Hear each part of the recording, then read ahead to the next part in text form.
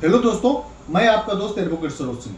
दोस्तों, मैं इस वीडियो में सुप्रीम कोर्ट का रिसेंटली अगस्त 2025 को एक लैंडमार्क जजमेंट आया और सुप्रीम कोर्ट ने ये जजमेंट में एफआईआर के बारे में बताया और उसमें ये बताया कि बिना कोर्ट की अनुमति से नई एफआईआर पर अरेस्ट नहीं होगा, गिरफ्तारी नहीं होगी।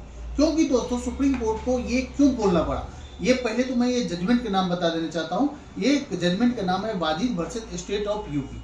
दोस्तों, ये घटना मैं ये थोड़ा ब्रीफ बता देना चाहता हूँ। इसमें जो बंदे पे एक एफआईआर करवाया गया था, उस एफआईआर में उनको बेल मिल गया था।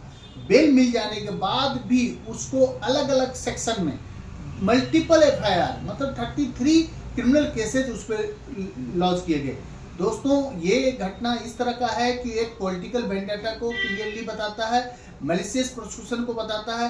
क्योंकि दोस्तों ये आप समझ लीजिए कि जिसके अगेंस्ट में ये एफआईआर मल्टीपल एफआईआर हुआ था, पहले वो बीएसपी का, भारतीय बहुजन समाज पार्टी का वो एमएलसी था और एमएलसी का होने के बाद जब गवर्नमेंट बदली, बीजेपी गवर्नमेंट आई, तो इस तरह से उस पर जानबूझ के इंटेंशनली, डिलिबरेटली, नोइंगली पुलिस को मिसगाइड करके, उसको प्रेशर डाल के, अंडू इन्फ्लुएंस में डाल के, पॉलिटिकल वेंडेटा और मैलिशियस प्रोसिक्यूशन का कारण उसको मल्टीपल एफआईआर लॉन्च किया गया।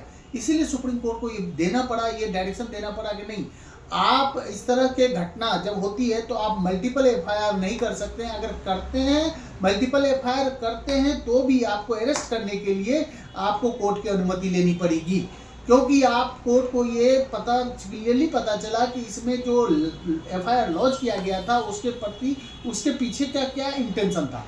जैसे कि दोस्तों आप जानते होंगे कि आज के समय में मल्टीपल एफआईआर करवाना और काउंटर एफआईआर एक फैशन सा बन गया है और जानबूझ के ये पॉलिटिकल इन्फ्लुएंस में आके, बहुत तरह से दबाव में आके पुलिस वाले काम करते हैं, जिसके कारण वो पुलिस जो अपनी दिमाग से काम नहीं करते हैं, वो कहीं न कहीं से इन्फ्लुएंस होते हैं और इन्फ्लुएंस उन पर प्रेशर डाला जाता है, अंडू इन्फ्लुएंस रहता है और प्रेशर डाल के कोर्सन में जाके वो एफआईआर लॉन्च कर देते हैं। जबकि उनको घटनाक्रम के बारे में पूरी तरह से जो सेक्शन होनी चाहिए, क्यों लगनी चाहिए सेक्शन इंसिडेंट में, वो उसको पता भी नहीं होता है और उन्होंने मल्टीपल एफआईआर कर देते हैं। जैसे कि मैंने ऐसा भी दोस्तों ऐसा हुआ है कि आपका सेम इंसिडेंट पे सेम पर्सन के अगेंस्ट में मल्टीपल जगह पे एफआईआर किया गया।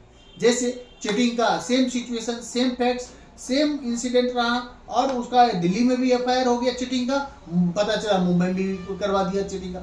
दूसरा, उन पे मल्टीपल एफआईआर करने के मल्टीपल प्लेस पे एफआईआर करवा देते हैं, सेम इंसिडेंट, सेम ट्रांजैक्शन के बेसिस पे। जैसे दोस्तों आपको पता होगा, सेम ट्रांजैक्शन का मतलब क्या हो जाता है, एक ही घटनाक्रम में अगर बहुत तरह का आपने क्राइम किया है, ऑफेंस किया है, तो वो सेम ट्रांजैक्शन के कैटेगरी में आ जाता है। जैसे सपोज एग्जांपल के लिए किसी के घर में कोई बंदा चोरी करने के लिए गया और वो रात में गया चोरी करने के लिए, तो पहला बात तो वो चोरी करने गया रात में, तो उसको क्रिमिनल ट्रेसपास हो गया।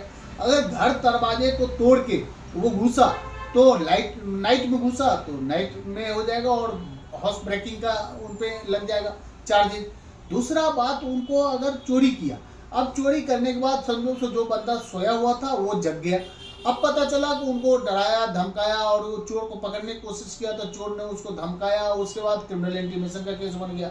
उसके उतना ही नहीं, उसके बाद 2-3 मतलब उस पर हमला भी कर दिया और उसको चोट पे हर्ट भी पहुंचा दिया, यहाँ तक कि ग्रेवियस हर्ट पहुंचा दिया, तो ग्रेवियस हर्ट का ऑफेंस बन जाएगा दोस्तों। तब उसके बाद उतना ही नहीं, उसको अगर कान में बंदूक सटा दिया कि भैया ये अगर तू मुझे कुछ रोकेगा तो मैं तुमको गोली मार दूंगा, दैट मीन्स एक्सटॉर्शन का भी केस बन गया। दैट मीन्स ये जो है ना, ग्रेवियस हर्ट का, एक्सटॉर्शन का, हाउस ब्रेकिंग का, थेफ्ट का, हर तरह का केस बन गया। अगर 5 लोग से ऊपर हो गए तो आपको डकैती का भी केस बन जाएगा।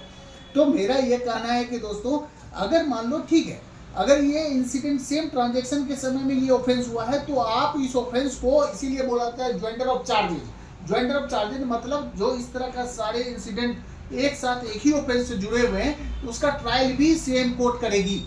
लेकिन दिक्कत ये हो रही है कि ये मान लो कि इंसिडेंट अलग अलग सेम ट्रांजैक्शन में है, लेकिन अलग अलग जगह पे एफआईआर करवा दिया, अलग अलग सेक्शन में मल्टीपल एफआईआर करवा दिया।